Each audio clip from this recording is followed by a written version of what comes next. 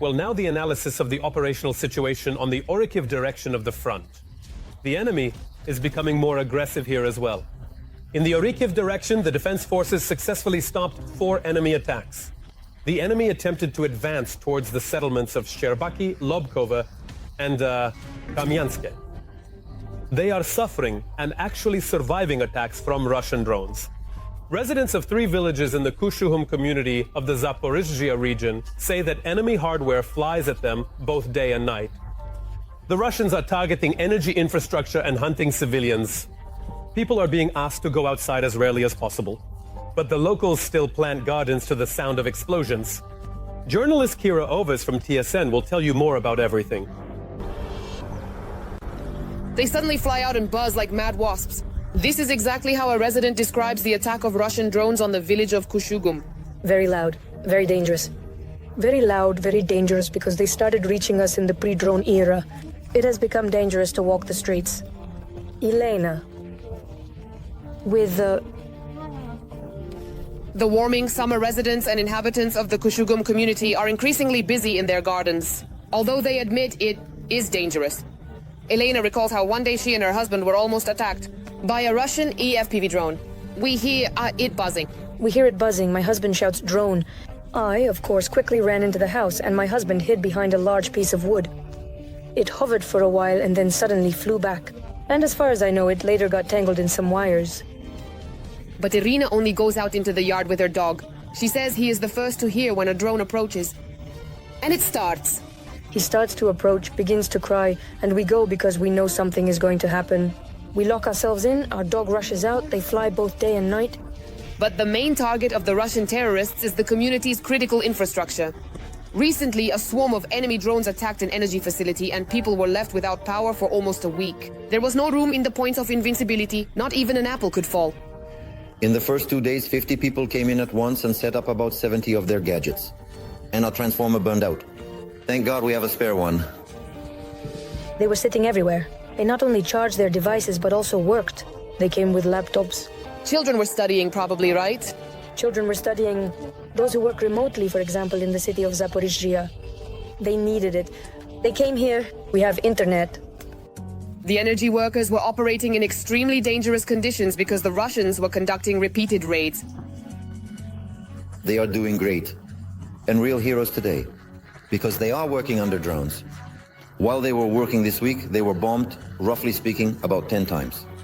In the 3 frontline villages of the Kushugum community, 12,000 people currently reside. So far, there has been no mandatory evacuation of children announced here. However, some parents are taking their little ones to relatives if possible. After all these arrivals, strong explosions, yes, we took the child to a safer place, to the grandparents. It's very scary. The child was very frightened. And we, even though we are adults, find it very difficult. It's very audible. They have been flying recently, even during the day. The community is asking people to limit their time spent outside. As a safety measure, mass events are prohibited in the villages. However, people say spring has come, so despite the enemy, they will still plant their gardens. Every voice matters. Join our community, support independent journalism and help us bring you the truth from Ukraine. Become a member of Ukraine Today. Join us now. And now let's move to the Kupiansk and Lyman directions of the front. The bloody bacchanalia of the enemy's army continues. And here, in the Kupiansk direction, the enemy 25 times assaulted the positions of Ukrainian units. In the areas of Stepna Novoselka, Zarizove, and in the directions of Petropavlivka, Pischanove, Nova Krugliakivka, Bohuslavka. Additionally, there are 19 more combat encounters ongoing. In the Lyman direction, today, the aggressor attacked 27 times in the areas of populated localities. Nadezhda, Kolodets, Mirna, Yampolivka, and in the directions of Novoserhivka, Novo, Olhovka, Dronivka, Hrihorivka. Currently, there are 10 more combat encounters ongoing. And now about the true heroes of this terrible war. For example, the youngest hero of Ukraine among the border guards. Vladek Stepanchuk is only 19. But in a critical situation, it was he who showed his iron will and saved lives. 21 comrades leading them out of the Russian semi-encirclement. How did all this happen? Correspondent Anna Makno from KTSN will tell us. When they said it was my Vladek, I was just in shock. He was just in shock. Surprised teachers and proud instructors of the Border Service Academy. It's very pleasing that in our service and in Ukraine in general, we have such youth. And he speaks about himself simply. My name is Vladik. I just turned 19. The title of Hero of Ukraine and the Order of the Golden Star, Border Guard Vladik Stepanchuk received for what he did at 18 in October 2024 near the Russian border. At that moment, he took command of the military personnel, so that the enemy could not surround them, could not capture them. Thanks to his actions, 21 military personnel were saved. Vladik volunteered as soon as he reached adulthood. He submitted a report at the Border Service Academy, having studied there for a year after the military lyceum. I, of course, asked him, argued, cried, but he said, "This is my decision. I have decided I am a man. This is my duty." His parents are also military personnel. His father has been defending Ukraine since 2015. Despite the anxiety, they supported their son. He served in several directions. Vladik says he realized what war is after his very first combat mission. This is no longer training. This is truly war where people die. That day, his unit was setting up positions near the Russian border, and suddenly a crazy shelling began. 2 comrades were seriously wounded. The bleeding was severe. When the enemy got too close, they received the order to retreat, and then communication was lost. To help the wounded, they went into the forest strip and met comrades from an adjacent position. They were all older than him, some almost 3 times his age. They were a bit disoriented. They were also under heavy shelling. Everyone was in a panic, just like me. I saw that no one could start making any decisions. To devise the safest escape plan, he recalled everything he was taught at the Lyceum and Academy. We had automatic rifles, and a few guys had grenades. We took up a defensive position, started fighting back, and were in a semi-encirclement. And I realized that we just needed to move with combat. Simultaneously, we restored communication and helped the wounded. We took them by the arm and started moving quickly. We were covered by the adjacent guys we met.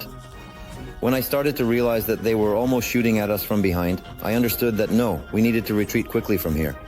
Thanks to the right decisions, Vladik and 22 border guards managed to reach their positions in a few hours. Everyone, like little children, was just very happy to have survived. Vlad's family knew there was a difficult situation, but they didn't guess what exactly had happened. Vladik always says that everything is fine, don't worry. They learned more only when they saw their son's name in the presidential decree awarding the title of Hero of Ukraine. Vlad's father had just arrived on vacation at that time.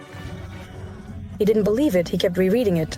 He tells me, "Marina, but you understand there is no higher award than this." He was very proud. Indeed, he was very proud. And I see it. And I still can't understand for a long time what's happening. What is this all about? I couldn't understand why. They were stunned, at his school as well. They themselves are learning from Vladislav. This is my student, Vladik. He is a hero of Ukraine. I couldn't believe that an 18-year-old child volunteered and managed to organize all of this. And to lead out such a number of our guys.